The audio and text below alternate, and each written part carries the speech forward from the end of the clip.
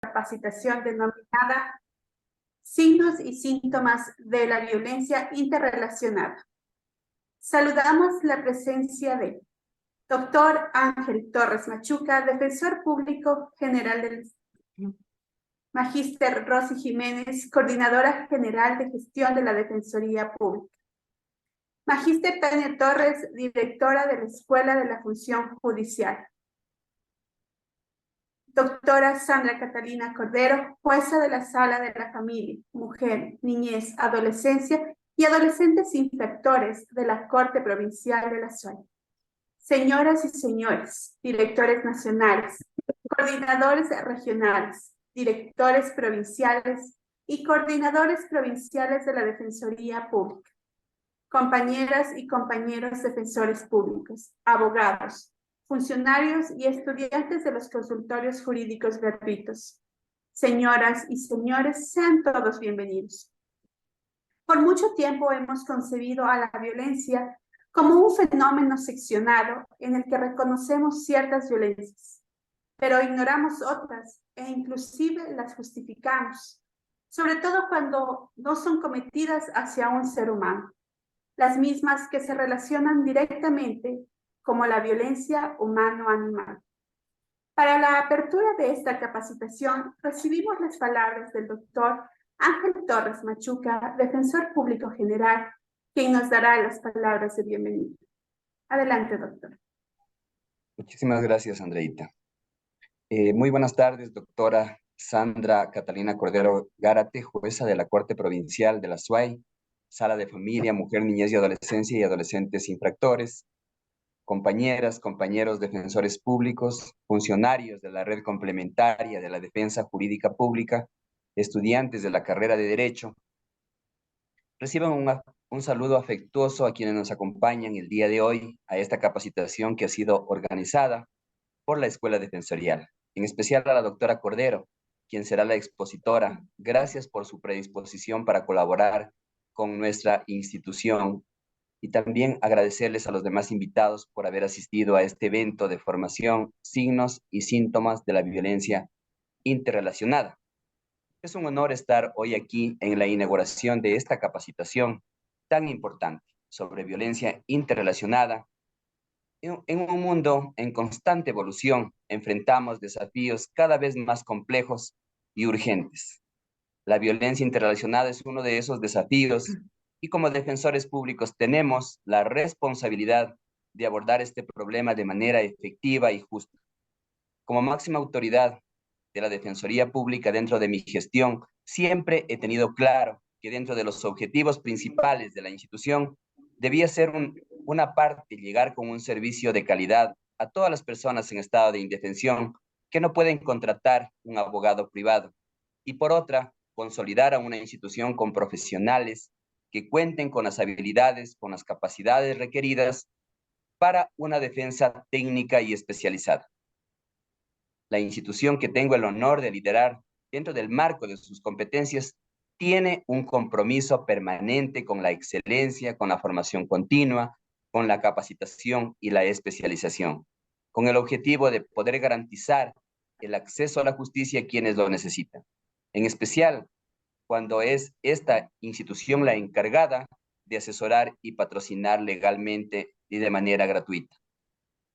La violencia interrelacionada, como sabemos, abarca una serie de formas de violencia que están estrechamente vinculadas entre sí. Incluye la violencia doméstica, la violencia de género, la violencia sexual, el acoso, el maltrato animal y muchas otras manifestaciones. Estas formas de violencia no existen en un vacío, sino que están interconectadas y se refuerzan mutuamente. Como defensores públicos, funcionarios de la red complementaria, estudiantes, ciudadanos, somos los guardianes de la justicia y los derechos humanos. Nuestra labor consiste en asegurarnos de que todas las personas, sin importar su género, su edad, su raza o condición social, tengan acceso a una representación legal justa y equitativa. En el caso de la violencia interrelacionada, esto implica comprender profundamente las dinámicas subyacentes y los efectos que tienen en las vidas de las víctimas. Esta capacitación tiene como objetivo dotarnos de las herramientas y los conocimientos necesarios para abordar eficazmente los casos de violencia interrelacionada. A través de este proceso formativo exploraremos las estrategias legales y los enfoques multidisciplinarios que nos permitan ofrecer un apoyo integral a las víctimas, garantizando su seguridad, su dignidad y principalmente el acceso a la justicia. Nuestro compromiso de defender los derechos de las personas no puede limitarse solo al ámbito legal. Debemos ser conscientes de la interseccionalidad, de la violencia interrelacionada y de reconocer cómo se entrelaza con otros problemas sociales, como la discriminación, la pobreza, la exclusión. Al hacerlo, estaremos en mejores condiciones de ofrecer una representación informada y sensible ante las necesidades individuales de las personas que buscan nuestra ayuda. A medida que avance este programa de capacitación, invito a todos ustedes a mantener una mente abierta y receptiva. Aprovechemos esta oportunidad para poder aprender de nuestra expositora y poder debatir esas ideas. Juntos podemos fortalecer nuestras habilidades y conocimientos y así marcar una diferencia significativa en la vida de aquellos que confían en nosotros como sus defensores técnicos. Hoy inauguramos una capacitación que no solo nos dotará de conocimientos, sino que también nos desafiará a ampliar nuestra visión y a tomar medidas más efectivas contra la violencia interrelacionada. Trabajemos juntos para construir una sociedad más segura, más justa, más inclusiva, donde todos los individuos puedan vivir libres de violencia y opresión. En este sentido, no me canso de señalar que un asesoramiento adecuado, un proceso exitoso o un recurso oportunamente interpuesto puede marcar la diferencia en la vida de nuestros usuarios. Más aún, cuando nuestra norma suprema dispone que el Ecuador es un Estado constitucional de derechos y de justicia social. Quiero agradecer a todos los involucrados en la organización de esta capacitación, así como a la doctora Cordero, que nos guiará durante este proceso. Su dedicación y compromiso son fundamentales para el éxito de esta iniciativa y para el fortalecimiento de nuestra labor como funcionarios públicos.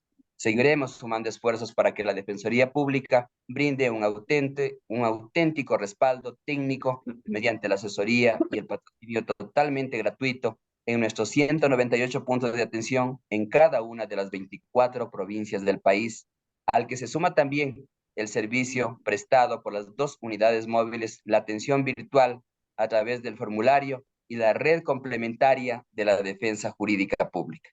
Sin duda, los avances institucionales han sido gigantescos, así también tenemos importantes desafíos para el futuro. No escatimaremos esfuerzos para consolidar una institución confiable que preste servicios de calidad, sujeta a los principios principalmente de eficiencia, de eficacia y de transparencia. Señoras y señores, muchas gracias. Agradecemos la intervención del doctor Ángel Torres Machuca, defensor público general.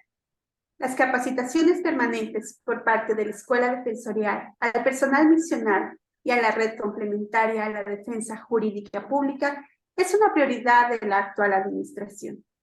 Recordamos a los asistentes mantener encendidas sus cámaras, silenciar los micrófonos, identificarse con nombres y apellidos, registrar de manera obligatoria su asistencia mediante el link que será enviado en los últimos 10 minutos de esta capacitación a través del chat de Zoom.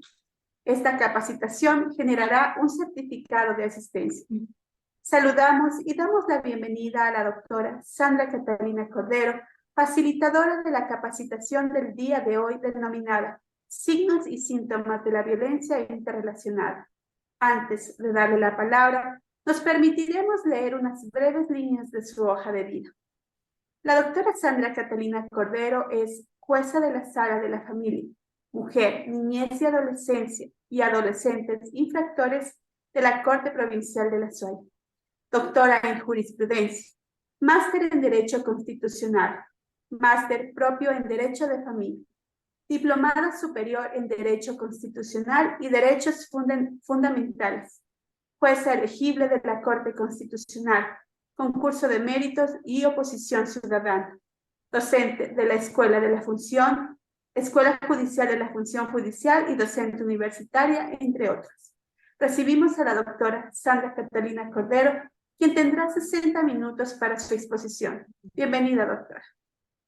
Bueno, muchísimas gracias. Un saludo cordial a todos y a todas las personas presentes.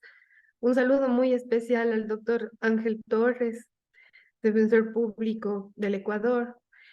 Me complace mucho estar en su compañía, en el hecho de que usted inaugure un proceso formativo, porque eso da cuenta de un compromiso de la primera autoridad que representa la institucionalidad, pero sobre todo de la calidad humana y de la apertura a que estos espacios, que no es que venimos a dar charlas magistrales, pero que sin embargo sean una suerte de compartir experiencias, de poner sobre el debate temas de los que quizá no estamos hablando o que los tenemos invisibilizados, como el que me han pedido hoy hablar acerca de la violencia interrelacionada.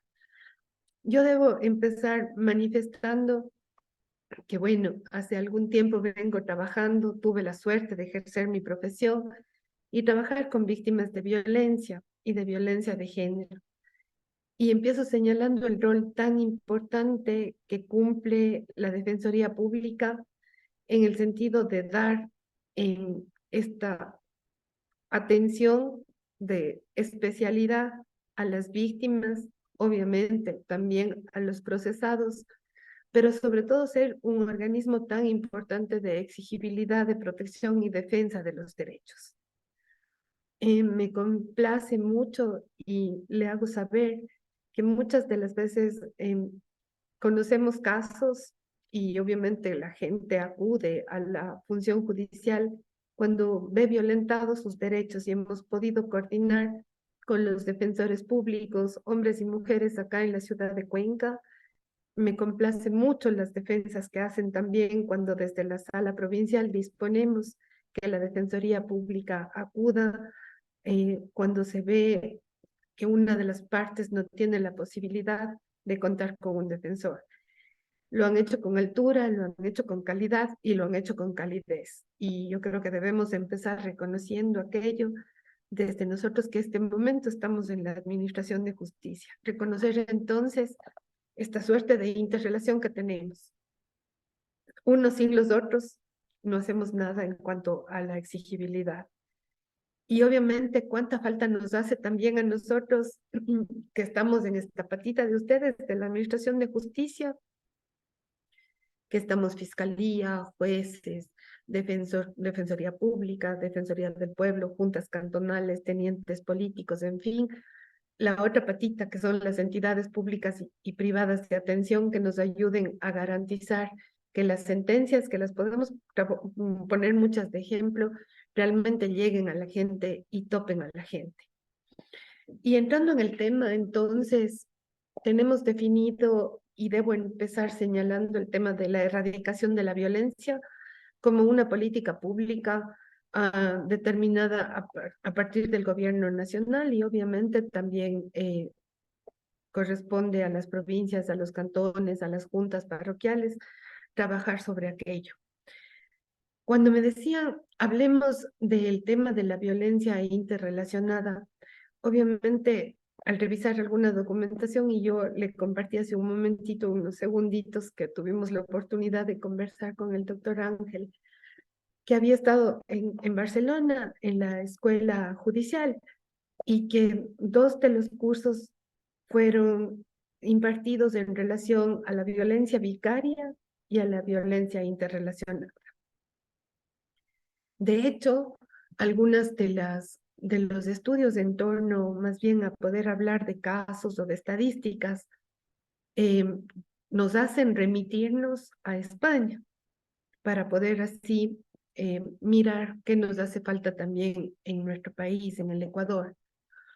Y también encontrar que en el Ecuador, concretamente el CEPAM, hace algún estudio en relación a la violencia interrelacionada en el año 2019 y 2020, en que tenemos la pandemia, ¿no?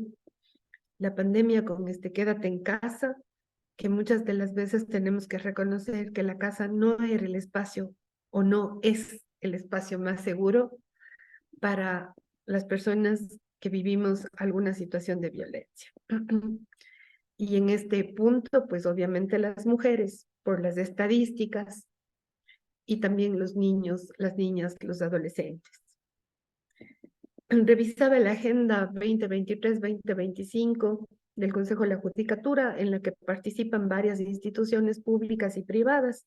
Obviamente también participa la Defensoría Pública.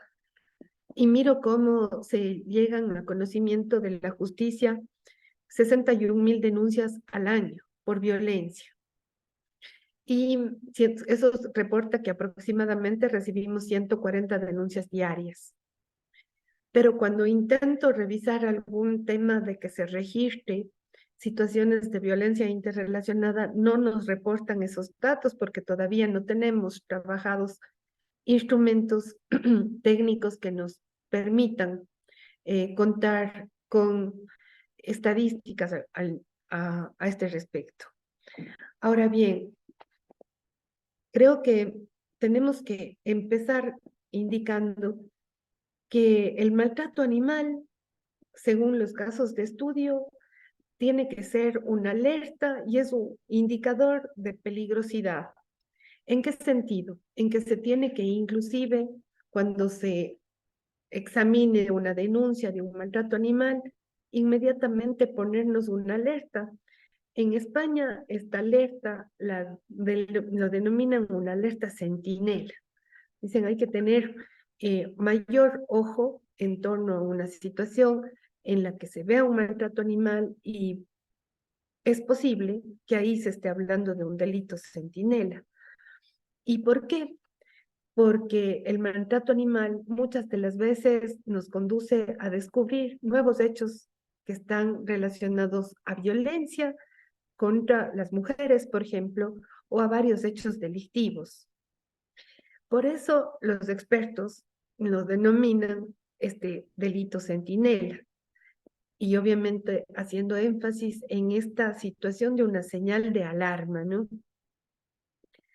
Que debería llevar a las autoridades, y en este caso a las más relacionadas a investigación, o inclusive al primer contacto que se tiene con un delito centinela, esto es, las autoridades policiales, mirar que detrás de estos actos crueles en los que sufre violencia un animal, pueden estar escondidos o invisibilizados otros hechos delictivos. Varios de los estudios que obviamente vamos a tratar con profundidad están relacionados a temas de maltrato infantil, de delitos y abusos sexuales, del propio bullying, y obviamente son situaciones que no podemos pasar por alto, ni podemos pasar como que no la advertimos, ¿no?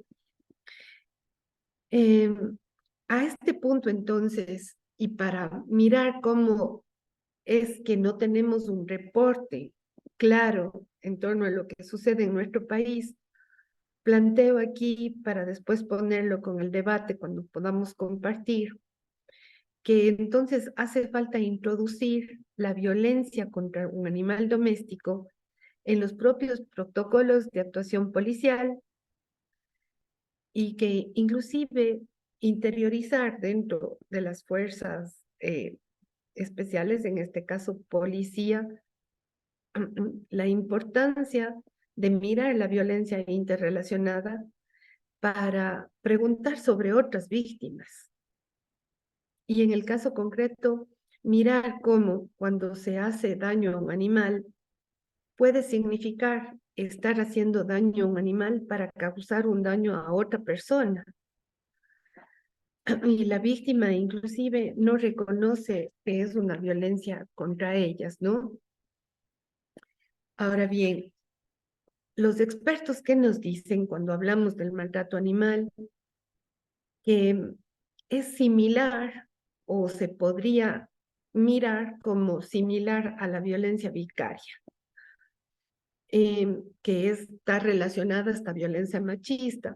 Si ustedes han revisado la sentencia de la Corte Constitucional del Ecuador, en torno a eliminar la preferencia materna en relación a la tenencia, ustedes van a encontrar ahí que los señores jueces de la Corte Constitucional se pronuncian al respecto de la violencia vicaria como una forma cruel en relación al maltrato e inclusive a la violencia de género, ¿no?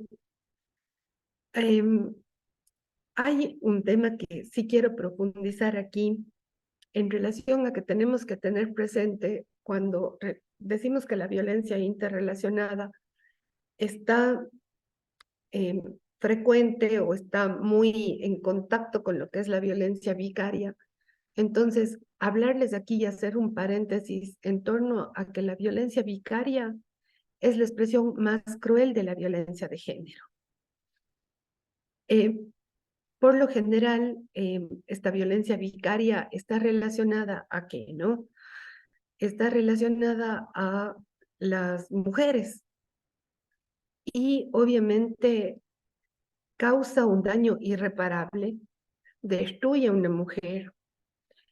Y para reforzar estas ideas, hay datos en relación a España que en el año 2013, en la que se contabilizan algunas de estas denuncias de violencia vicaria, se establece que 40 niños y niñas son asesinadas por sus padres biológicos o parejas o exparejas de la madre, con el objetivo de ¿qué?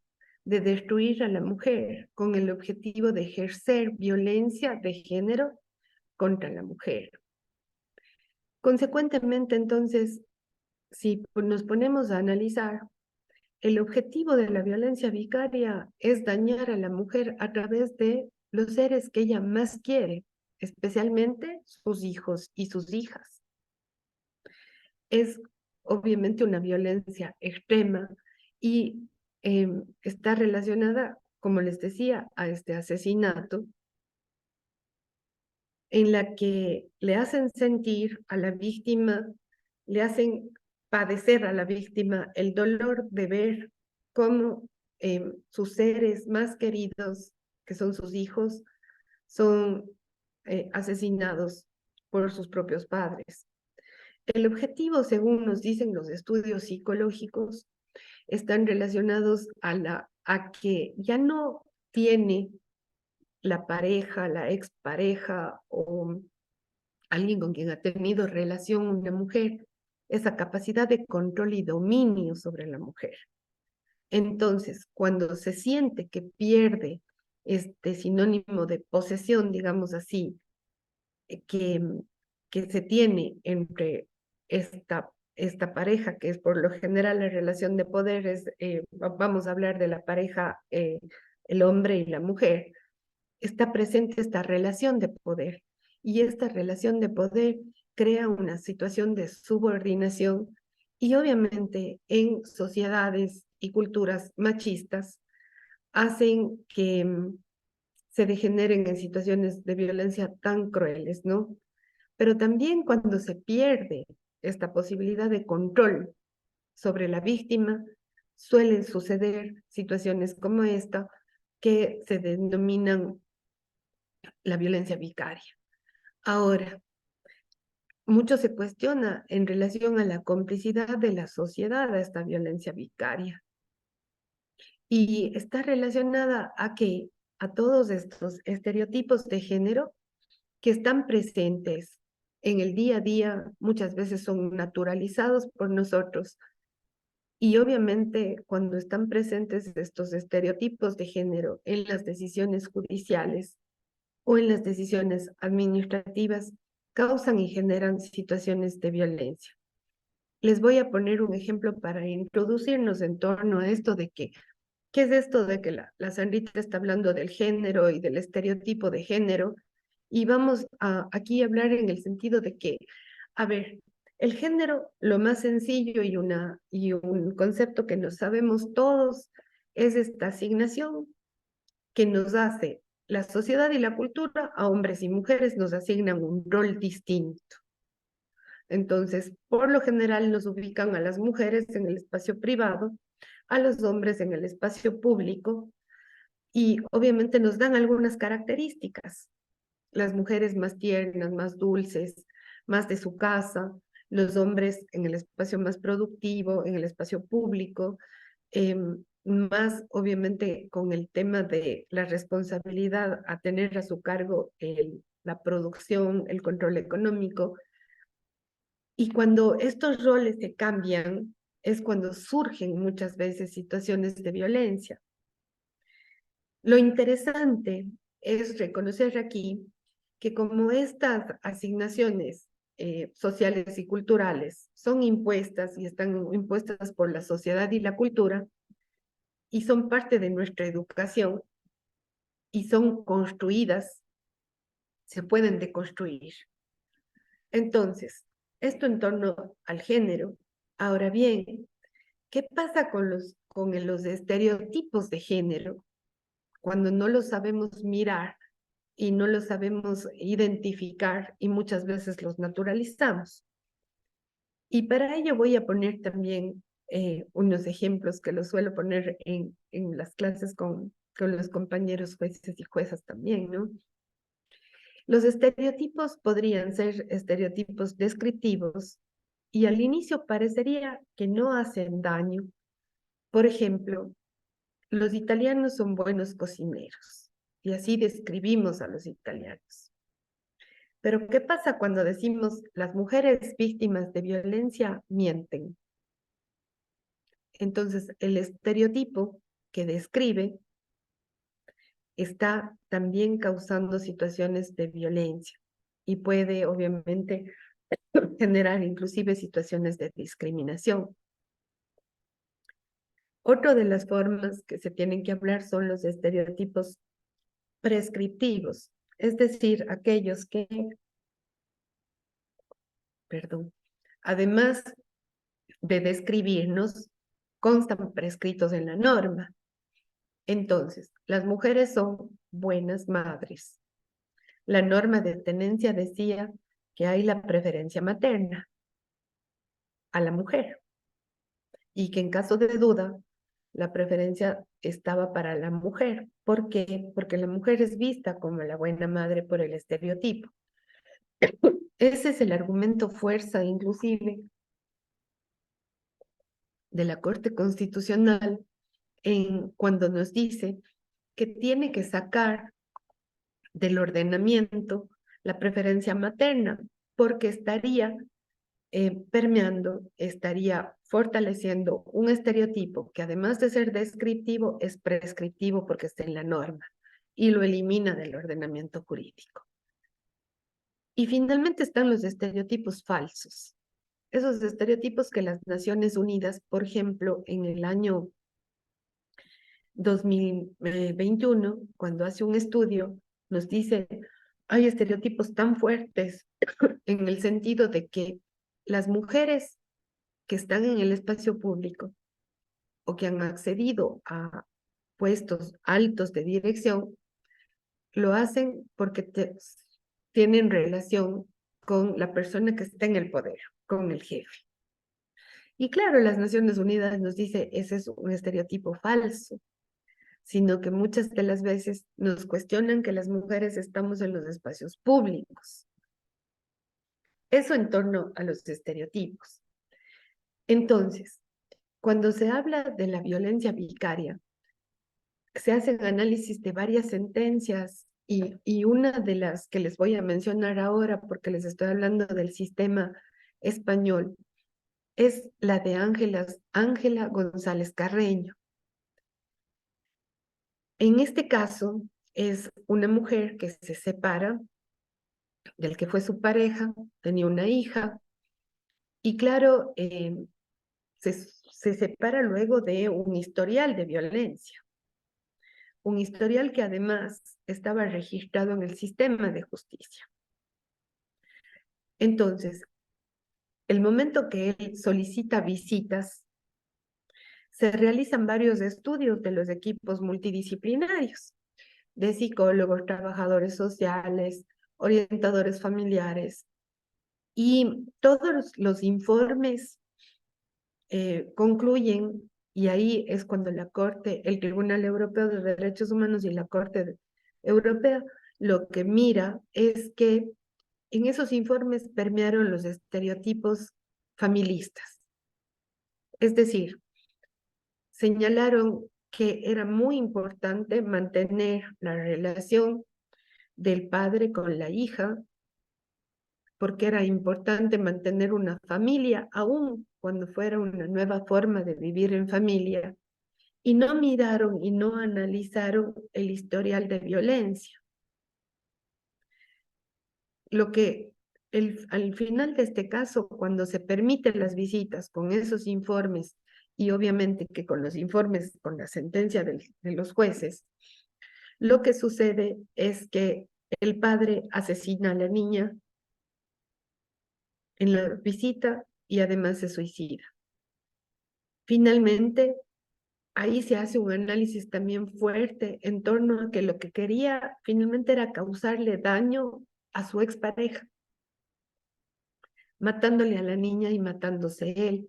Entonces, miren cómo tenemos una tarea tan compleja también nosotros desde la Administración de Justicia, porque no solo decide el juez por sí solo, tiene todos los informes y obviamente las defensas y las defensas técnicas también tienen que hacer notar de estas situaciones cuando existen casos tan sensibles como el que les acabo de comentar, relacionándoles y haciéndoles un análisis en torno a la violencia vicaria, ¿no? El Comité de la CEDAW, de la Convención de Erradicación de todas las formas de violencia contra la mujer, que obviamente también es un instrumento internacional, que ustedes lo conocen bien cuando trabajan con víctimas de violencia de género, la Convención de Erradicación de todas las formas de violencia y la Convención de Belém do Pará, que son los dos instrumentos internacionales que tenemos que manejar, lo que hacen es sentenciar, sancionar al Estado, en este caso al Estado español, por su negligencia, por no haber hecho un análisis en torno a todo el historial de violencia, ¿no es cierto? Y ese historial de violencia, como si hubiera sido mirado desde la complejidad de ese caso, hubiera protegido a esa mujer, a esa niña, ¿no? ¿Por qué entonces les menciono y les hablo mucho del tema de la violencia vicaria? Porque si en el caso de la violencia vicaria se ejerce una relación fuerte de poder entre los hijos y las hijas para destruir a la pareja, expareja, sucede algo parecido en la violencia interrelacional. Y claro, cuando nos ponemos a pensar, pero miren, o sea, son animales, pero sí, tenemos entonces que recoger y revisar y obviamente tener presente el caso 253-20 JH/22 de la Corte Constitucional, cuando nos invita a pensar en relación a qué, a que los animales como elementos de la naturaleza tienen derecho a la protección y obviamente a reparación conforme el 72 de la Constitución. Y obviamente aquí nos señala que siempre que sea posible y no provoque su detrimento, deberá preferirse la reinserción del animal. En este caso nos habla de un animal silvestre, ¿no? Pero sin embargo, nos sirve para cuando nos corresponda analizar un caso en los que también se pida la protección de los animales. Hacer dos énfasis aquí. Mirarle al animal desde ese acompañante, porque viene a ser como otro miembro de la familia, muchas de las veces relacionado a niños, a niñas, a adultos mayores, y que significan animales de compañía. Es decir, surten y cubren algunas tareas que son estas tan importantes de mantener el afecto y mantener la vida de muchas personas, en este caso de niños, niñas, adolescentes, de adultos mayores. Y yo les voy a decir algo y creo que muchos de ustedes van a compartir conmigo, muchos de los que tenemos animales en la casa, ¿no? Yo siempre digo, si voy a tener un animalito es para tratarle bien y realmente pasa a ser parte de mi familia, además de ser parte de necesidad de cuidado, y ahí se establece una relación de poder entre nosotros y el animal que está bajo nuestro cuidado, porque es un ser que necesita protección y que necesita, obviamente, de nuestro accionar para poder vivir. Entonces, miren cómo se puede analizar este caso como también una relación de poder del agresor en contra de un animal. La Corte Constitucional también nos dice que reconoce que los animales son sujetos de derechos protegidos por los derechos de la naturaleza, que los animales son sujetos de derechos protegidos bajo los derechos de la naturaleza garantizados en el 71, bajo la aplicación irrestricta de los principios de interespecie e interpretación ecológica.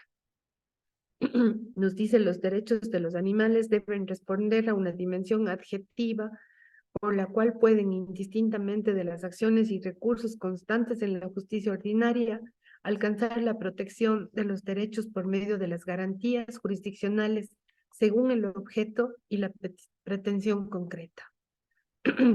Para la custodia o cuidado de los animales debe priorizarse su inserción, permanencia en el hábitat natural y finalmente termina reconociendo además que los animales son sujetos que sienten y hacen todo un análisis en torno, entonces, a que nosotros tenemos que ponernos esa lupa de atención cuando estemos mirando también esta violencia a los animales como una violencia que está netamente interrelacionada a otras formas de violencia.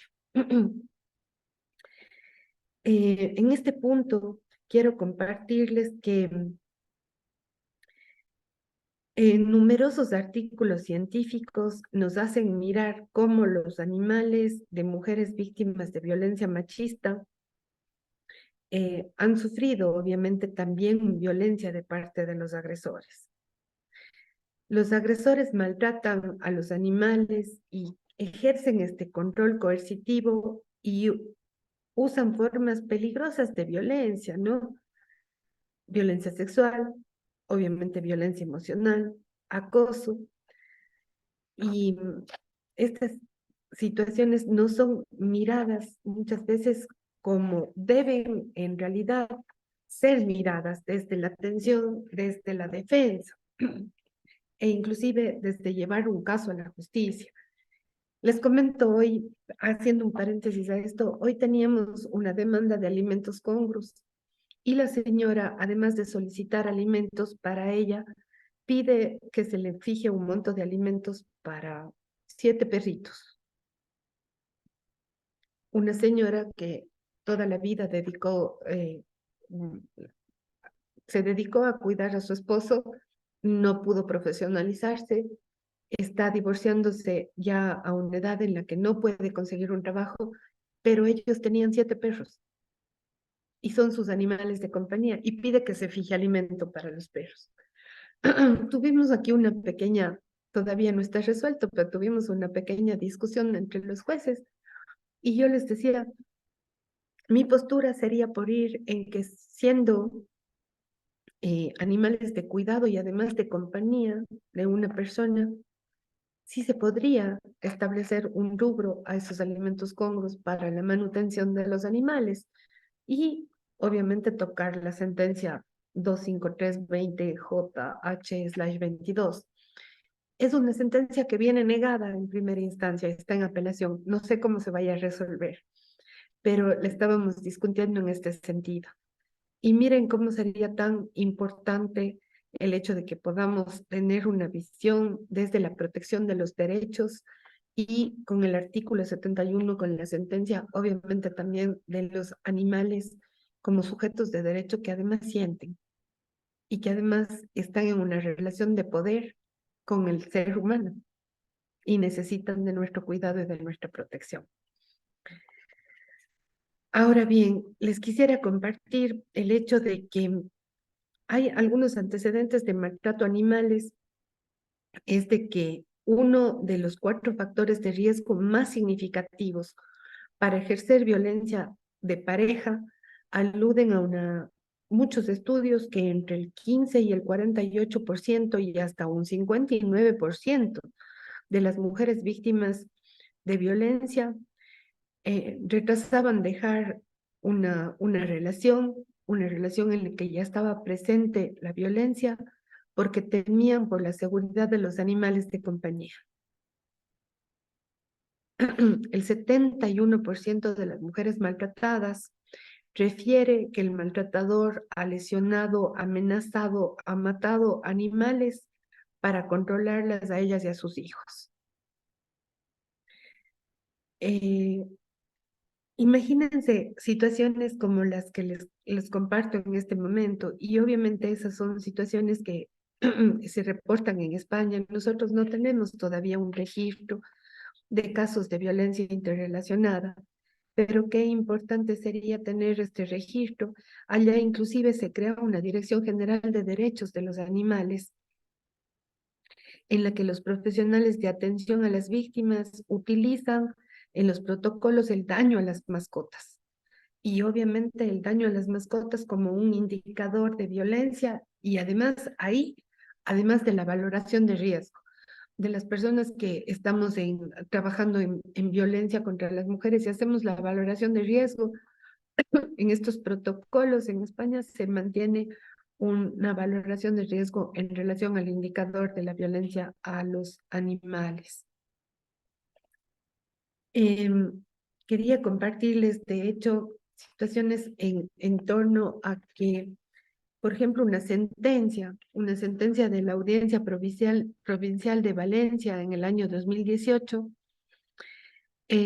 condena a 12 años de prisión a un hombre que abusó sexualmente a la hija de su pareja sentimental menor de edad en un contexto de amedrentamiento al verbalizar expresiones relativas a causar daño a sus 2 perritos, a golpearles siendo consciente del profundo cariño que la niña tenía a estos animales. Las palizas que les daba a los perros y eran usadas por este agresor era un medio de control a la voluntad de la niña. Y esto hace un análisis la Audiencia Provincial de Valencia en el 2018. Y ahí analiza cómo esa situación era, además de que mantenía el control de la voluntad de una niña, ejercía una relación de poder en relación a esa niña y obviamente a estos animalitos que eran de compañía para obligarla a tener relaciones sexuales.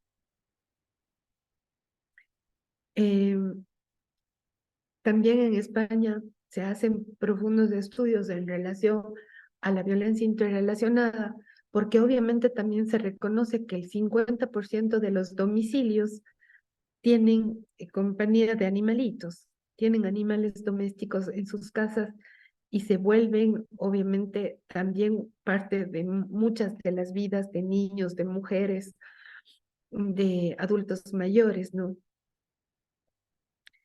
Y también se analiza entonces por qué es tan importante sacar a la luz y hablar de la violencia interrelacionada, porque los animalitos también se convierten entonces así en una víctima en potencia. Pero mirarle no solo como una víctima en potencia, sino como una víctima que puede dar una alerta a que también en ese hogar se esté afrontando situaciones de violencia intrafamiliar, de delitos sexuales, como el caso que les acabo de mencionar en la Audiencia Provincial de Valencia. Es decir, una víctima más, obviamente con las características particulares, peculiares, frente a que es un sujeto indefenso en la familia y que para colmo necesita la voz de otra persona para que pueda ejercer su defensa de cualquier derecho. Inclusive allá las tienden a llamar víctimas especiales, ¿no? Reforzar aquí la idea que se saca en varios de los estudios en relación a que muchos de los niños, de las niñas, de los adolescentes acceden a ser agredidos sexualmente con el único objeto de evitar que les hagan daño a sus mascotas. También otro eje importante que se refería cuando recibíamos estos cursos allá era hablar de estas muertes por compasión, ¿no? O sea, muchas de las veces referían que que los animalitos estaban de pronto muertos, no sabían por qué, ya no había la mascota en la casa, ¿no?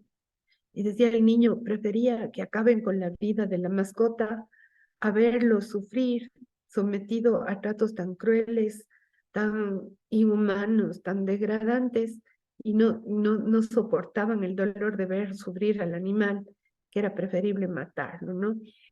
Esta era otro de los ejercicios fuerza que nos hacían, que discutimos allá. Cuando hablamos entonces de esta violencia interrelacionada, también debemos conocer que luego de la violencia, ¿cuáles son esos efectos? Esos efectos que surgen también en las víctimas, ¿no? Eh, esta relación como de la violencia humano-animal, o como se la conoce actualmente como violencia interrelacionada, qué está sucediendo y qué está causando en las víctimas. Entonces, muchas de las veces los estudios que refiere especialmente en España es que se refieren a altos índices de violencia psicológica, obviamente hacia los niños, niñas, adolescentes, mujeres, adultas mayores, que son las que más se han reportado estos casos, y que necesitan toda una suerte de reparación porque la restitución muchas de las veces se vuelve difícil. Usted no puede restituir, los animales por lo general pierden la vida asesinados, ¿no? Pero sí reparar. Y esta reparación, como está tan netamente unida a esta forma también de rehabilitación que forma parte de la reparación, cuando se tiene que dar tratamientos psicológicos y obviamente acompañamientos psicológicos.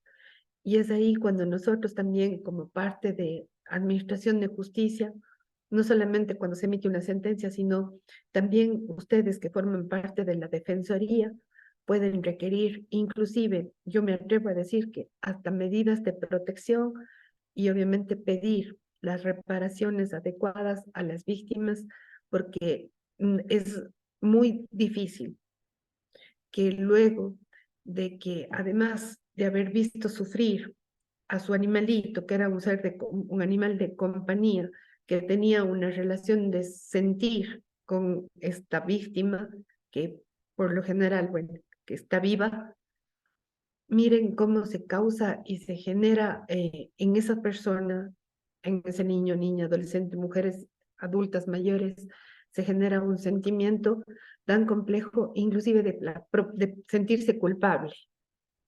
Si yo hubiera permitido que sea conmigo, no le hubiera pasado esto a mi mascota, ¿no? A mi animalito de compañía. Entonces, mirar cómo es tan complejo hablar de estos temas, sí, pero también sacarlos a la luz ya porque están presentes y los estamos viviendo también y los vivimos también en nuestro país. ¿En qué sentido les hablo de que tenemos algún dato estadístico del Ecuador? Es que el CEPAM, el Centro Ecuatoriano para la Promoción y Acción de la Mujer, junto con otras instituciones, realizan un estudio sobre las cifras de violencia de género. Y miren, en el tiempo de la cuarentena, de la pandemia, 40 mujeres que fueron víctimas inclusive de femicidio del 16 de marzo al 10 de agosto del 2020, que ese es el reporte que se da, ¿no? Desde que inicia la pandemia, el 16 de marzo hasta el agosto del 2020, y el 94 de las participantes el 94% de la investigación, de las participantes en la investigación, indicaron y refirieron que sí, que efectivamente eh, los animalitos de compañía sufrieron maltrato animal de parte de la pareja, de la expareja y de la persona con quien tuvieron alguna relación. Y asimismo indicaban que ellas también vivieron situaciones de violencia. Entre los reportes y entre, digamos, las situaciones que más se refieren es, efectivamente, llegaba a mi casa y antes de entrar ya entraba muy violento, le pateaba a mi perro, le lesionaba a mi perrito y luego de eso me golpeaba a mí. Y me decía que me calle, que no diga nada porque si no va a seguir violentando al animalito. Hay testimonios tan fuertes como el hecho de que, claro, previo en una situación de violencia, le dijo, vas a ver lo que le pasa a tu animalito, y claro, fue y efectivamente le cortó el cuello a su animalito. Animalitos ahorcados, en fin. Entonces, miren cómo son realidades que también están presentes en nuestro país y que se tienen que hablar y poner sobre el debate para saber cómo vamos a hacer estos procesos también, o cómo también esta violencia a los animalitos, cómo está interrelacionada con la violencia intrafamiliar, con la violencia de género, con los delitos sexuales, y cómo también debemos denunciarlos para que se cubran todas las aristas que involucra esta violencia interrelacionada.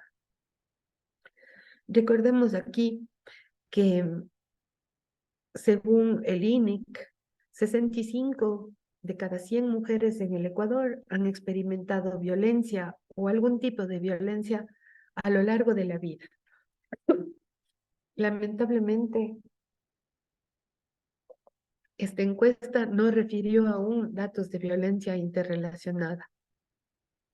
Creo que ahora es una obligación ponerlas sobre el debate en relación a que miren cómo, por los pocos datos estadísticos que tenemos, el 94% de las mujeres refirió la interrelación de la violencia entre el animal y obviamente la violencia que habría vivido ella, ¿no? Les había tomado un dato de que en Brasil, una veterinaria y máster del derecho animal en el 2019 realiza un estudio en relación al maltrato animal y mira una estrecha relación con la violencia doméstica. La mayoría de los agresores, nos señala ella, pertenece al género masculino. Y claro, existe una dificultad para definir y registrar la violencia, además de toda una falta de interés de investigar en relación a cómo se trata a los animales, nos dicen, ¿no? Y, y claro, también es otra de las debilidades que nosotros tenemos en nuestro país. Ahora bien, también referirles en este punto que en el Ecuador, también una ONG ecuatoriana, que hace un análisis en torno al abuso y las violaciones de los niños, niñas y adolescentes, registra que 7 niñas menores de 14 años son violadas cada día. Una de cada 4 niñas y una de cada 6 niños han sido víctimas de abuso sexual, y el 80% de las agresiones ocurren cuando la víctima está aislada con el perpetrador.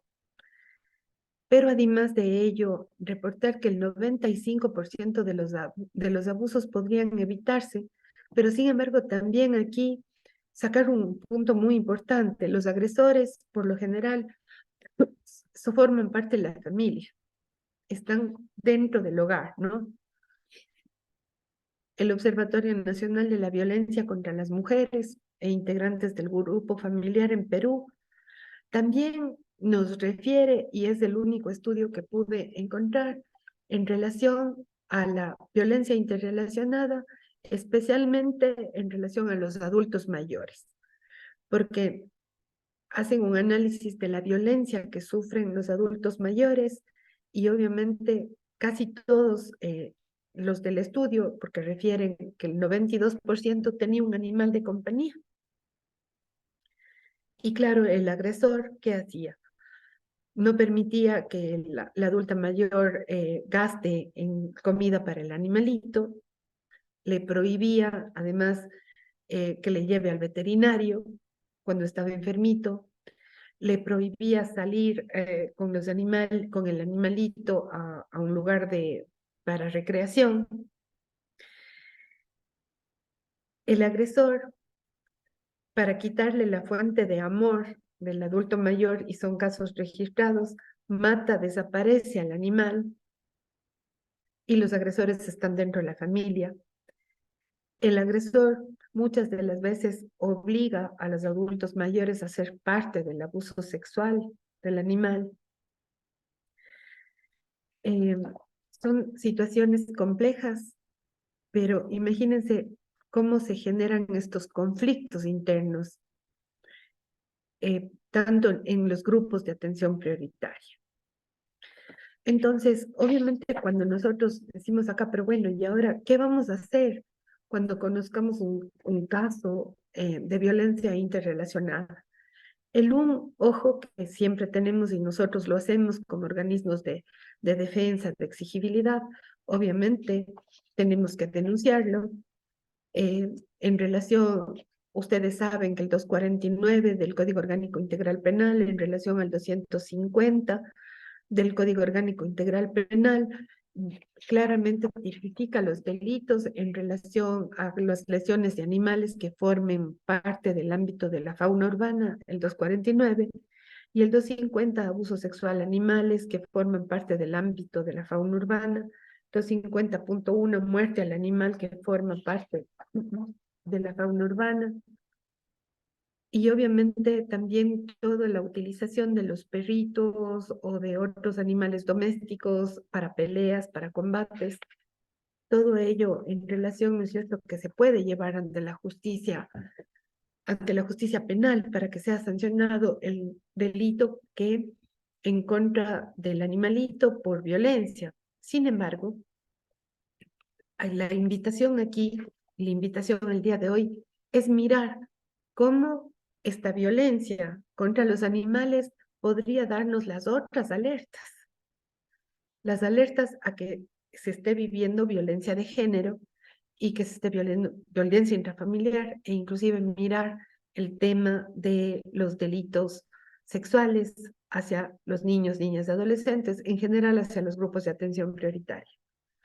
Algún tema que también pudimos discutir alguna vez en una de los habeas corpus, y ustedes que están en esto mucho más que yo inclusive, mirar cómo están siendo utilizados los animales en los centros de rehabilitación,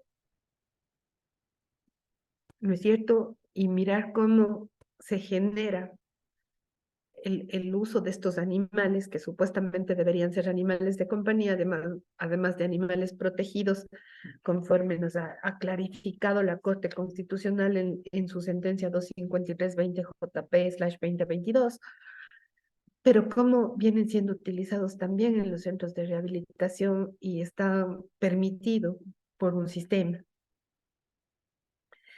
Estas son varias de las ideas que nada más este momento pongo sobre el debate con ustedes para que miremos las posibles soluciones, pero sobre todo, así como en un momento tuvimos que hablar de la violencia intrafamiliar para que salga del ámbito privado y poderla trasladar al espacio público con una ley de violencia que recién surge en el año 1995, pero esto no daba cuenta que no estaba sucediendo, estaba sucediendo.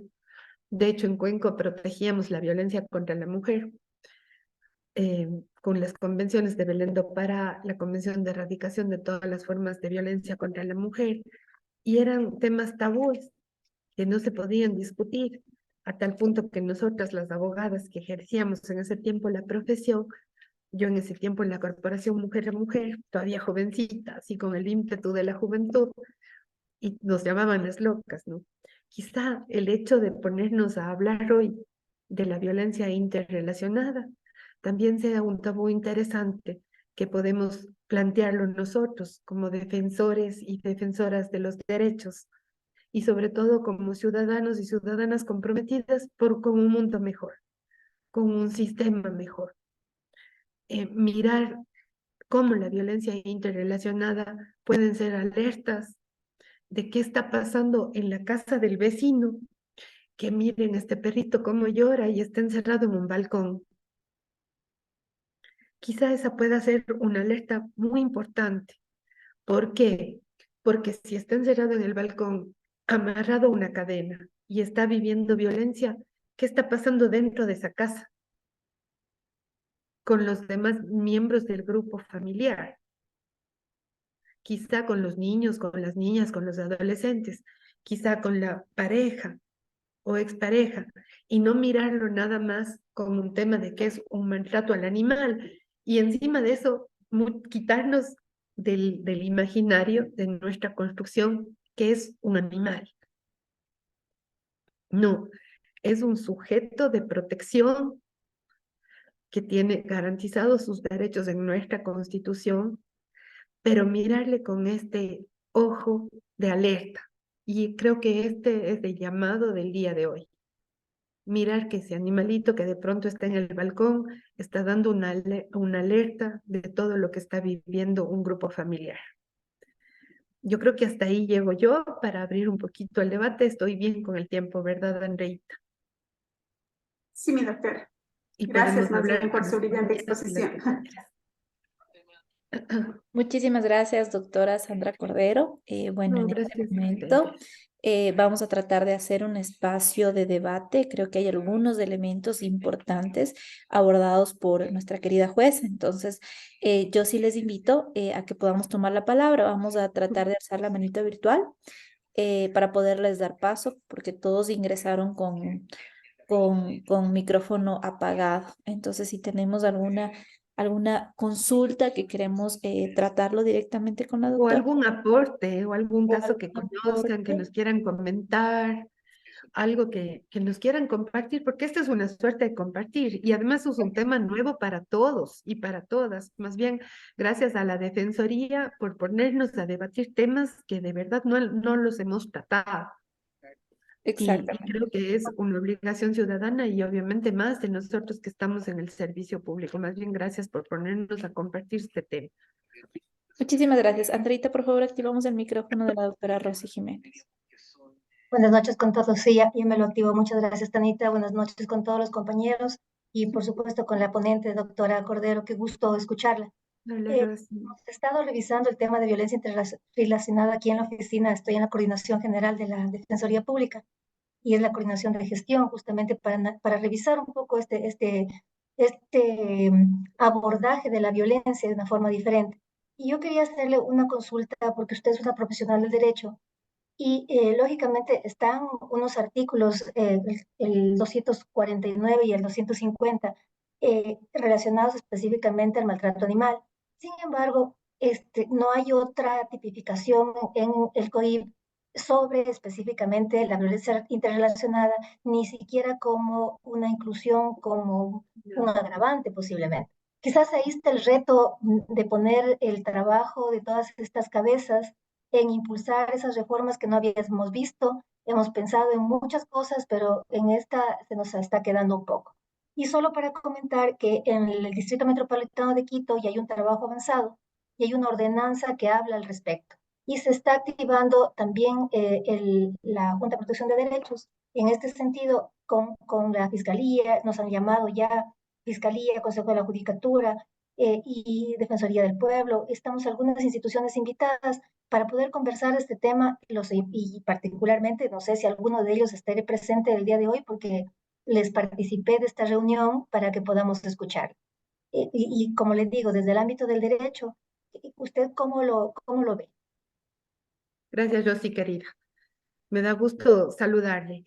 A ver, Hay varios temas aquí. Sí, les puse sobre el debate el tema del delito y obviamente ustedes saben que en torno al maltrato animal se ha hablado ya bastante.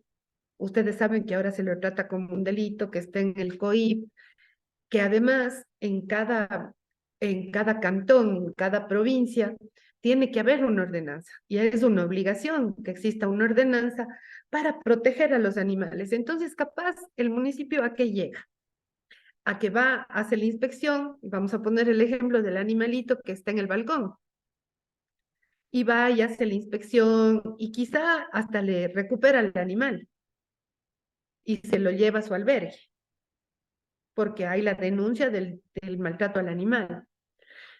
El chip es lo que les decía hace un momento. Si antes teníamos la violencia intrafamiliar y no teníamos ley de violencia, pero estaba sucediendo, porque nosotros sabíamos lo que estaba pasando, y yo les voy a hablar de la sociedad cuencana, pero no se podía denunciar porque era un tema tabú. Sacar el tema de la violencia del ámbito privado al ámbito público fue un trabajo muy complejo y se lo debemos a las organizaciones de mujeres. Lo mismo sucede ahora. Entonces la Rosy nos dice, muy bien, tenemos el departamento municipal, tenemos la ordenanza, pero ¿qué más hacemos? Necesitamos, sí, justo lo que tú nos dices, Rosy, necesitamos un trabajo de plantear inclusive una ley para que se hable del tema de la violencia interrelacionada, o quizá a la propia ley de violencia contra la mujer, ¿no es cierto? El ponerle el adicional de mirar el tema de la violencia interrelacional. Ahora, no significa esto que ahora no lo podemos hacer. Sí lo podemos hacer, aún sin ley, así como tratamos la violencia intrafamiliar, aún sin ley en el 90, antes del 95, sí podemos denunciar un caso. Y yo les plantearía ser creativos en eso. ¿En qué sentido? En que voy a pedir protección y voy a pedir que intervenga, se me ocurre, voy a poner este caso del mismo perrito en el balcón. Sí, miro ahí, pongo una medida ante el municipio, obviamente ante el departamento que nos va a dar la protección al animal, pero le pido a la Junta Cantonal de Derechos, que también obviamente tiene ahí una creación municipal, que nos investigue a través de trabajo social qué está pasando en esa familia. Y si logra identificar a través de la intervención del equipo disciplinario alguna situación de violencia, porque se han dado casos como este, que existe violencia interrelacionada cuando un animal está siendo maltratado, ¿qué está pasando dentro de la familia? Yo sí me lanzaría a hacer algo así. Así me digan loca. En su tiempo ya me dijeron, sí me lanzaría nuevamente. Porque, porque involucras entonces ahí sí al grupo familiar y en realidad estás cumpliendo con la obligación que te determina la ley. Vas a proteger, quizá identificas alguna situación de violencia a los niños y a las niñas, quizá identificas inclusive delitos sexuales, porque la víctima, ¿qué necesita? Varias veces, nada más que nos escuche. Y si llega alguien con autoridad y yo le puedo contar lo que vivo, entonces yo me lanzaría por ahí mientras no tengo, ¿no? Me lanzaría con las juntas cantonales de protección de derechos. O me lanzaría inclusive con los jueces y nos arrinconas a los jueces. Porque nosotros tenemos también que dar protección. Estamos en un Estado constitucional de derecho y justicia, somos garantistas, y parte de la protección en nuestra Constitución son también los animales. Pero hacernos ahí el clic con que puede existir una situación de violencia interrelacionada, y así vamos poniendo sobre el debate y activando los mecanismos de protección y exigibilidad. Yo sí me lanzaría, Rosy. Doctora María Elena. Por favor, activemos el micrófono, Andreita. Muchas gracias, doctora Cordero. Qué gusto poder conocerla, conversar a través de este medio. me llena de mucha esperanza saber que mujeres feministas que han estado en la lucha desde hace muchos años atrás, hoy están en un puesto de jueza impartiendo justicia y protegiendo los derechos de los más vulnerables. Así que, doctora, mi reconocimiento desde acá por parte de todas las mujeres que estamos en este camino. Hoy hablábamos, yo estoy en la Dirección de Litigio Estratégico de la Defensoría Pública, y hoy hablábamos de este tema como una estrategia de litigio, ¿no? Involucrar el tema de la violencia interrelacionada en los temas de violencia de género como estrategia de litigio. Por lo que usted acaba de comentar, y por eso me lancé a alzar la mano, porque decíamos, es de eso, es comentarle al juez que no solamente se trata de violencia de género, sino que a través de otro tipo de violencias se está ejerciendo inclusive una violencia mayor a otros miembros de la familia. Entonces, no es solamente mamá la que está siendo violentada, sino que a lo mejor con la violencia que está sufriendo nuestra mascota en la casa, los niños también están siendo violentados. Entonces, hablábamos desde una perspectiva de la estrategia de litigio, de cómo sumar estas cosas, cómo nuestros compañeros defensores deberían sumar estos conocimientos que obviamente los estamos tratando de descubrir y tratar de involucrar esta nueva terminología en nuestras defensas técnicas.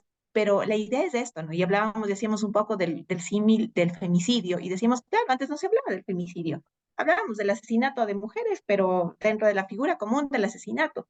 En cambio, ahora estamos hablando ya del femicidio y de por qué tiene que ser catalogado como tal. Entonces, veíamos con esperanza que esta terminología y esta nueva forma de cómo estamos viendo esta violencia interrelacionada pueda estar presente en el litigio que presenten los compañeros defensores. No sé cómo lo ve usted. Gracias.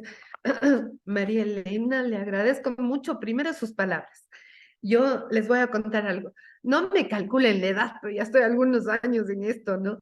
Entonces, claro, les comparto porque yo creo que tenemos que ser creativos y movilizar y podemos hacerlo.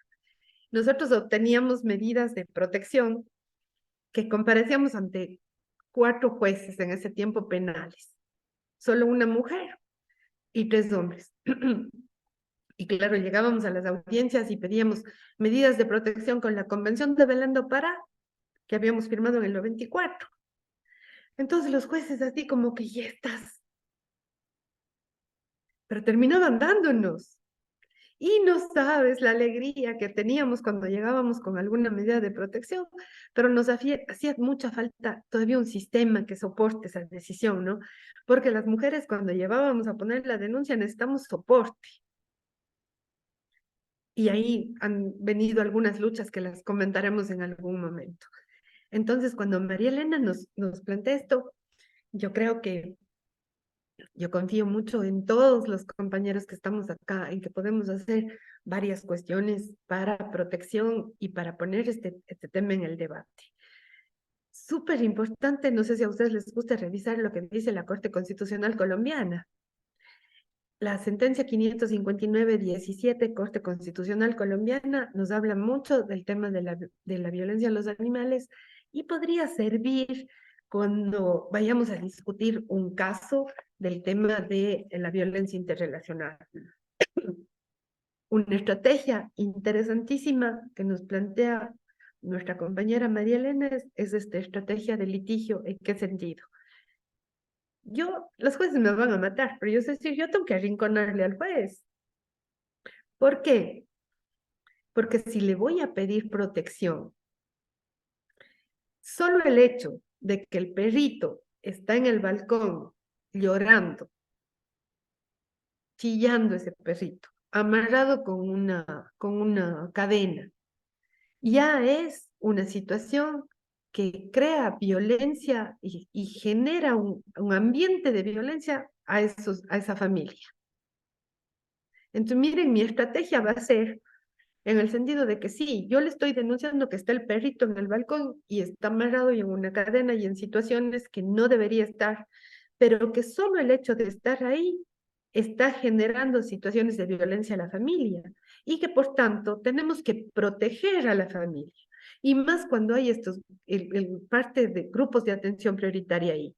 Niños, niñas, no sabemos alguna otra condición de alguna persona miembro de esa familia, y puedo entonces solicitar que intervenga todo el equipo para que vaya la trabajadora social, para que vaya la psicóloga y pueda entonces referirnos a alguna situación adicional, pero ya le alerto de que eso es una violencia interrelacionada y que usted, señor juez, es garante de todos los derechos de esa familia. Así es que tiene que disponer nomás. No nos queda otra. Esta sería una muy buena estrategia y muchas gracias, María Elena, que muy lindo tu aporte. Muchas gracias por compartir también. Muchas gracias. Por favor, damos paso al abogado Antero Medranda. Muy buenas noches, ¿me escuchan? Sí, le escuchamos. ¿Cómo está? Muy buenas noches, doctora. Doctora, he escuchado detenidamente lo expuesto y más que todo el ejemplo del perrito que está amarrado en un balcón y que el dueño de pronto lo ha dejado allí. Se dice que hay un maltrato ahí en contra del animalito y se está vulnerando el derecho de dicho animal. Es verdad, pero ¿a dónde quedan las obligaciones de los dueños? Por ejemplo, tengo un caso yo muy particular de un usuario del consultorio jurídico de la Universidad Laica de Alfredo Manaví, que el señor vive en una urbanización, pero al frente de la casa de él hay un señor que tiene 14 gatos. Y este señor deja salir sus 14 gatos para que hagan caca por todo el vecindario. El señor, muy enojado, un día cogió y le lanzó piedra al animal porque iba a hacer la caca a su patio. Y resulta que el señor, el dueño del gato, se enojó, lo cogió, lo denunció. Me toca a mí defender a ese hombre que de pronto, él sí está siendo víctima porque viene a su propiedad ese animalito a hacer sus necesidades.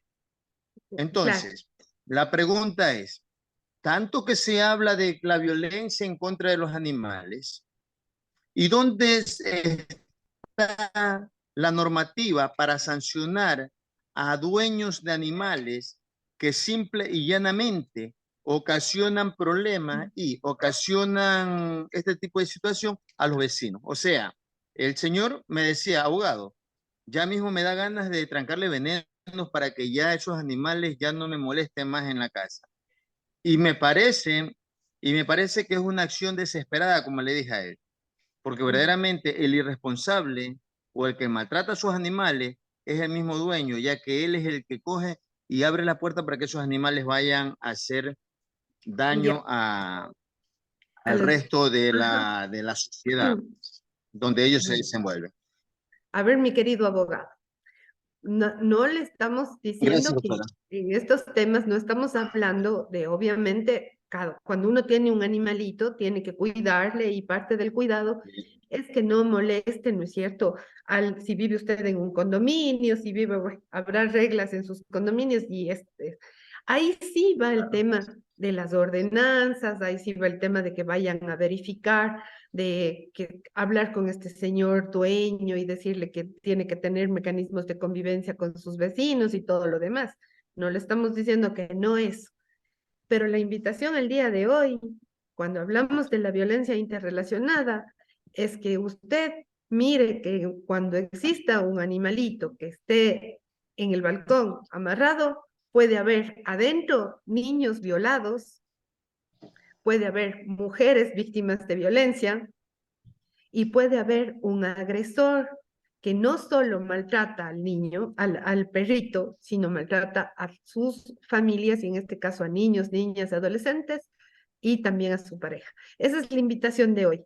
Otro día sí Doctora, vamos a hablar de las ordenanzas y otro día sí vamos a hablar de do- cómo do- las reglas de convivencia, pero hoy le pido que se concentre en el tema de que nos ha puesto tan importante la defensoría, o sea, mirar cómo cuando hay violencia a un animalito puede haber interrelación de otras víctimas, en el sentido de que le expliqué el tema de la violencia vicaria. Le dije Ujú. muchas veces, se utiliza a los hijos, imagínense, a los propios hijos y a las hijas, y les matan para causar violencia a una mujer. Lo, lo que pasa acá con la violencia interrelacionada es que se maltrata a un animal llegando inclusive a matarle a ese animalito para causar violencia en contra de los niños, de las niñas, de los adolescentes, para obligarles a tener inclusive relaciones sexuales y delitos sexuales, porque son niñas y adolescentes, y cuando se usa un animal para causar violencia a una mujer. Entonces, esa es la invitación hoy día. Vamos a ver quién más Doctora, tiene. doctora, listo, lo Ya último. le dimos la palabra, abogado. Ya, Vamos pero con todo otra es presunción, doctora, porque yo no he visto, o por lo menos no se ha hablado aquí con un caso específico. Por ejemplo, me hablan de que porque un animalito se maltrata, ya hay una agresión allí. ¿En dónde queda el artículo 455 del Código Orgánico Integral? O sea, mire, hay casos y casos, Son y presunciones. obviamente cada caso tiene una atención distinta. Si hay efectivamente un vecino que molesta a otras personas con los animalitos, hay formas de tratamiento que no es lo que estamos discutiendo el día de hoy, pero tiene sanciones. Y usted inclusive puede decirle al vecino que le denuncie al otro vecino que tiene los perritos para que por un tema contravencional sea llamado la atención o se emitan algunas disposiciones como normas de conducta. Pero hoy miremos y concentrémonos en la importancia de mirar la violencia interrelacional. No saben cómo yo estoy de agradecida con la escuela de la defensorial de hablar de estos temas, porque de hecho también ya le pedí a la escuela judicial que hagamos lo mismo. Gracias, doctora. Andreita, me parece que hay unas preguntas en el chat. No sé si ya las tiene a la mano para poder hacerlas. Sí, doctora.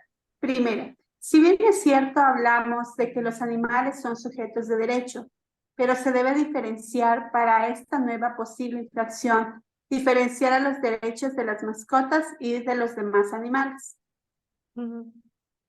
Sí, inclusive la propia Corte Constitucional, cuando ustedes lean la sentencia que les había indicado, les repito para la persona que pregunta, el 253-20 JH/22, ahí habla claramente de los animales y en este caso deben haber ustedes discutido el caso de la mona estrellita, ¿no es cierto? Un animal silvestre que obviamente tenía que estar en la selva. Pero ¿qué pasó con ese animalito que estuvo 18 años viviendo como con los humanos, ¿no? Entonces ahí, en esa sentencia se va a hacer, cuando usted la revise, va a ser claramente la diferenciación entre los animales silvestres, los animales domésticos, los animales de compañía. Pero vamos más allá. Miremos hoy como defensores la importancia de ver los casos en el que cuando haya violencia en contra de un animal doméstico de compañía, puede haber otra violencia escondida por ahí a los grupos al grupo familiar. Otra pregunta. El documental de Paul McCartney titulado Paredes de Cristal refiere al maltrato que los humanos ejercemos sobre los animales, llevándolos a la muerte in misericordia. Este tema podría en algún momento ser tipificado para evitar sancionar dicha violencia. No conozco el documental, pero tal vez si la compañera quién es la que preguntó, nos puede compartir, sería mucho mejor para darle yo la opinión respecto al documental. No sé quién es. Edgar Villarreal, no sé si está conectado. ¿Nos puede compartir, por favor? Muchas gracias. Activemos el micrófono, por favor.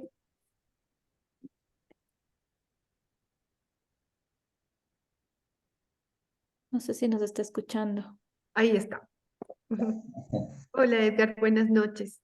Saludo con mucho beneplácito a usted, distinguidísima expositora, a todos los señores aquí presentes, defensores públicos en general, desde Lago provincia de Sucumbíos. Sí, este documental lo había mirado hace algún tiempo atrás y es bastante dramático, en donde se sacrifica mucho a los animales, tratándolos de una manera inmisericordia. Entonces llega un momento que uno sufre viendo aquello en las granjas, en los criaderos porcinos. Solo el fin económico es el que mueve maltratar a estos animales. Bueno, nos estamos apartando un poquito de este tema central, pero sin embargo quería conocer de pronto la opinión, si es que en algún momento se podría tipificar ese tema. Bueno, el documental en este momento no lo tengo a la mano para compartirlo, ¿no? Pero se llama así, Paredes de Cristal. Es muy terrible mirarlo. Lo Es voy a muy revisar. difícil, es muy Lo voy a difícil. revisar. Yo creo que usted está haciendo, obviamente, alguna vez que estábamos con los chicos de la universidad, me dicen, ellos son así de honestos, ¿no? No son como nosotros que se están cuidando mucho. Dicen, doctora, pero tanto que hablamos, dice, de los perritos, de los gatitos, y hoy día nos estamos comiendo una vaca. Es cierto. Claro, o nos estamos comiendo un chanchito. Entonces, claro, esos ya van por otros cuestionamientos, ¿no? Y por otras posturas. Trabajar, por ejemplo, en un camal es muy difícil. Yo no sé si esa gente puede comer luego las carnes, ¿no? Ah, pero bueno, este es otro tema, pero gracias, Edgar, más bien por compartir. Y de hecho, sí, pues eso es mirar cualquier forma de violencia contra un ser vivo es Sí. duro, ¿no? Es duro, sí. Eso nomás. Solo les Sin invitaría a embargo, mirar, yo voy a seguir siendo carnívora, no sabe. invitaría a mirar este video porque es muy difícil no Claro, llorar sí, cuando se mira esto. pero voy a mirar. Voy a mirar. Sí, más Muy bien ha sido amable. entonces un comentario. Muchas gracias. Recibimos nuevamente a la magíster Tania Torres, directora de la Escuela Defensorial, quien nos brindará sus palabras de cierre a este importante evento de capacitación. Muchísimas gracias, Andreita. Y bueno, pues en honor al tiempo de todos, simplemente agradecer a la doctora Sandra Cordero por haber estado en este espacio académico de la Escuela Defensorial. Siempre para nosotros es un gusto poder contar con la experiencia de expositores como lo es la doctora Cordero. Además, también agradecer por la participación masiva que tenemos, tanto de nuestro personal misional de la Defensoría Pública como de los miembros de la red complementaria. Doctora, le comento, llegamos a tener cerca de 300 participantes en sala, entonces creo que es un tema que realmente debemos empezar a tratarlo y ha sido importante para nosotros escuchar su ponencia.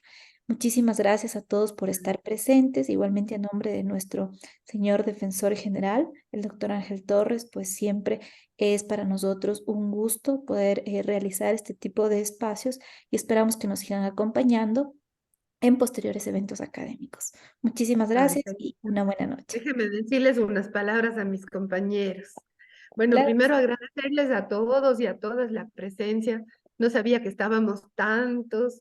De verdad, muchas gracias. Y a mí, lo que les digo es que cuando pienso en ustedes como defensores, siempre recuerdo que así inicié mi tarea, ¿no? Y nunca me olvido de que vine de la defensa de los derechos de las mujeres sin ley, de la defensa de los delitos sexuales, niños, niñas, adolescentes víctimas de delitos sexuales, de los adolescentes infractores. Y claro, cuando me acuerdo de esto, siempre digo, mis compañeros defensores públicos cumplen ese rol y esa tarea tan complicada que a veces nos frustra también, ¿no? Invitarles a lo que nos dijo María Elena, me encantó lo que nos dijo ella, ¿no? Cuando dice que tenemos que formar estas estrategias de litigio. Y sí creo que es muy importante formar esas estrategias de litigio eh, creadoras, ¿no? Que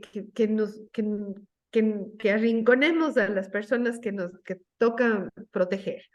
Y creo que es muy importante entonces el trabajo que ustedes realizan. Yo les mando un abrazo grande desde todos los lugares, ¿no es cierto?, del país, que veo que están de algunos lugares. Gracias a todas las compañeras, gracias también a la Rosy Jiménez que les dio la oportunidad aquí de que todos empiecen a hablar cuando ella se lanzó a hablar. Agradecerte mucho, Tania, por la confianza, por esta camaradería con la que organizamos el curso.